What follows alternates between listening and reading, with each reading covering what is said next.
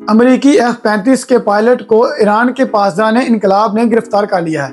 جی ہاں ناظرین، اب امریکہ کا ایک پائلٹ بھی ایران کے پاسداران انقلاب کی گرفت میں ہے۔ السلام علیکم ناظرین، آج ہم بات کرنے والے ہیں امریکہ اور ایران کی جنگ کے درمیان امریکہ کے کتنے فائٹر جیٹ مار گرائے گئے ہیں اور امریکہ کے کتنے فائٹر جیٹ کو نقصان پہنچا ہے۔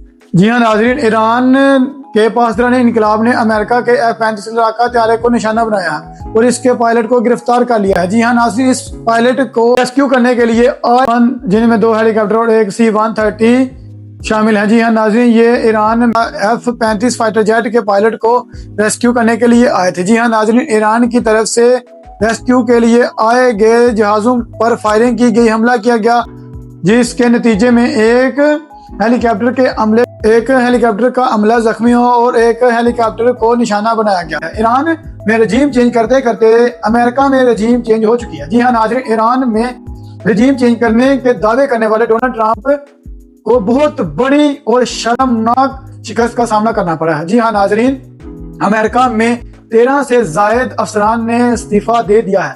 جی ہاں ناظرین، 7 سے زائد افسران کی جگہ پر نئے افسران کو ہائر کیا گیا ہے۔ جی ہاں ناظرین، ایران میں رجیم چینج کرتے کرتے امریکہ میں رجیم چینج ہو رہی ہے۔